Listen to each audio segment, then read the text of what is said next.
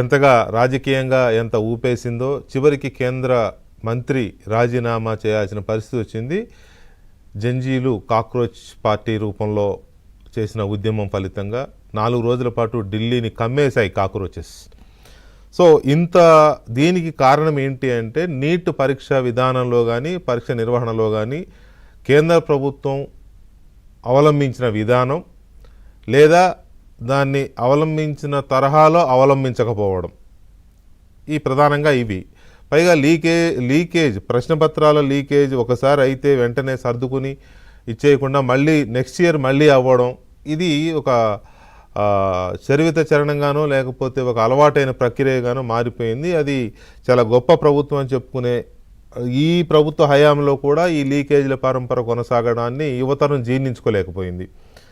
తత్ఫలితంగా ఉద్యమాన్ని చూసాం మనం. ప్రభుత్వం దిగొచ్చింది ఓ మేరకు. కేంద్ర మంత్రి రాజీనామా చేశారు. 47 మంది సీనియర్ అధికారులని ఒక వేటుతో తీసిపడేశారు. ఇదంతా ఉద్యమం తర్వాతనే. అయినా ఆ ఉద్యమం మంటలు ఇంకా పార్లమెంట్ ఇంకా కుదిపేస్తూనే ఉన్నాయి. సరే, అది సెపరేట్ ఇష్యూ అనుకోండి. అయితే నిజానికి ఈ నీట్ పైన ఎప్పుడో కేంద్ర ప్రభుత్వం ఇస్రో మాజీ చైర్మన్ రాధాకృష్ణన్ గారి హయాంలో ఒక కమిటీని నియమించింది.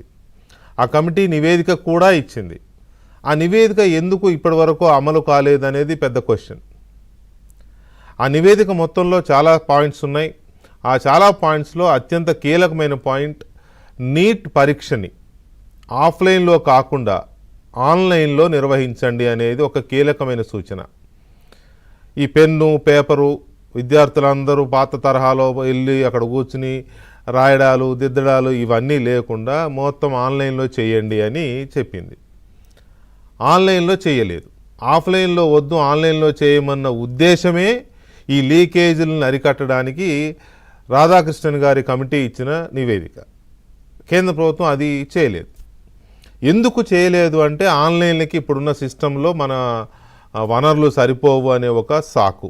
ఎందుకు సరిపోవు? ఈ దేశంలో సుమారుగా 100 కోట్ల మంది ప్రజలు సార్వత్రిక ఎన్నికల్లో ఈవీఎంల రూపంలో ఓటు హక్కును వినియోగించుకుంటున్నారు.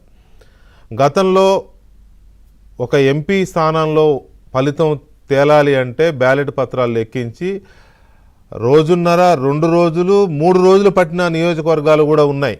నేను చూశాను, నేను కవర్ చేశాను చాలా. కొన్ని సందర్భాల్లో ఎక్కడైనా గొడవ అయితే రీకౌంటింగ్ అంటే చచ్చారే, ఇంకా వారం రోజులు పట్టేది ఫలితం తేలడానికి. సో ఇలాంటి పరిస్థితి నుంచి ఇవాళ ఉదయం 8 గంటలకి కౌంటింగ్ స్టార్ట్ అయితే 12ంటికి ఫలితం తేలిపోతుంది, 2ంటికి అధికారికంగా వెలువడుతున్నాయి ఫలితాలు. ఎలా? ఇది జరిగి మొదలై దాదాపుగా 25 ఏళ్ళు అయింది కదా మన భారతదేశంలోనే.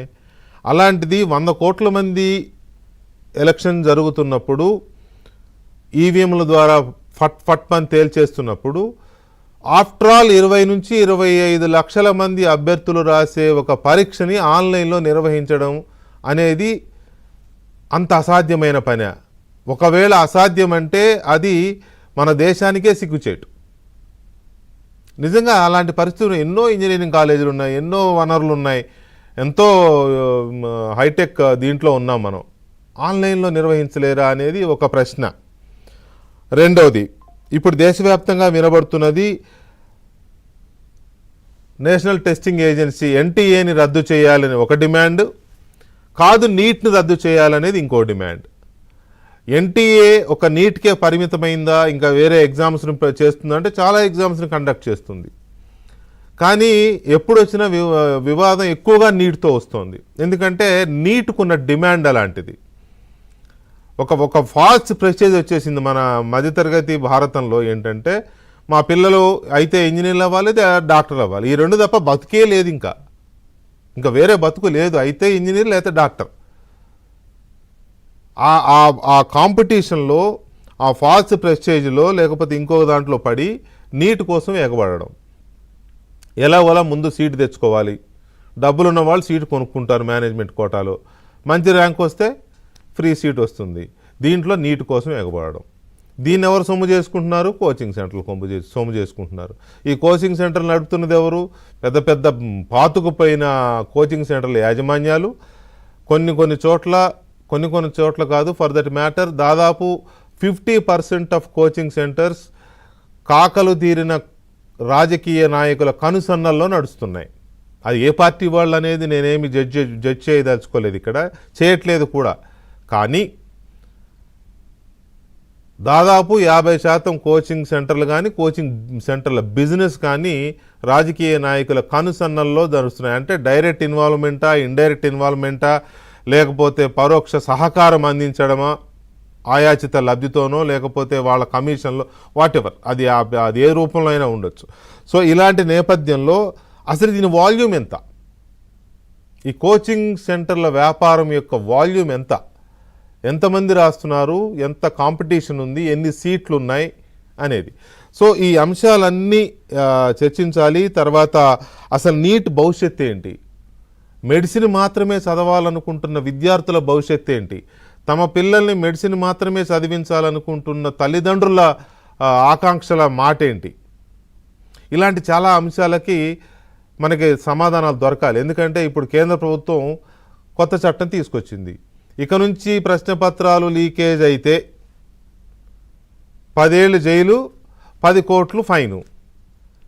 నాకు ఈ చట్టం చూడగానే ఆశ్చర్యం వేసింది. ఐఎమ్ సారీ టు సే, మనం చాలాసార్లు చూస్తూ ఉంటాం కోర్టులు వేసే పెనాల్టీలు ఎలా ఉంటాయండి, 50 రూపాయలు, 100 రూపాయలు, 1000 రూపాయలు, 2 ఏళ్ళు జైలు లేదా 2000 జరిమానా, 2 ఏళ్ల జైలు ప్లస్ 2000 జరిమానా. ఇంతకంటే పెద్ద జరిమానాలు మనం ఏమైనా చూసాము కోర్టుల్లో?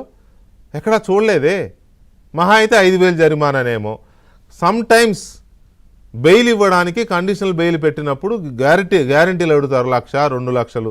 అది షూరిటీ మాత్రమే, అది ఫైన్ కాదు, ఇది కాదు. అలాంటిది 10 కోట్లు ఫైన్ అనేది సాధ్యమయ్యే పనేనా? అసలు ఇది ఈ చట్టం అవసరమా? నిజంగా లీకేజీని అరికట్టాలనే ఒక ఖచ్చితమైన నిర్ణయము ప్రభుత్వాలకు, పాలక వర్గాలకు ఉంటే ఉన్న చట్టాలు సరిపోవా? ఇప్పటి వరకు లీకేజీలు నివారించడానికి చట్టాలే లేవా?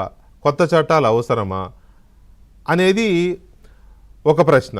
సో ఈ మొత్తం వ్యవహారాన్ని మనం చూసినప్పుడు, అలాగే ఇప్పుడు టాస్క్ ఫోర్స్ నియమించింది మహా మేధావులతో, నీలేకని గారు, తర్వాత ఇంకా చాలా దాదాపు 5-6 ఎమినెంట్ పర్సనాలిటీస్తో కేంద్ర ప్రభుత్వం ఒక టాస్క్ ఫోర్స్ అనుకోండి, దాన్ని ఏర్పాటు చేసింది.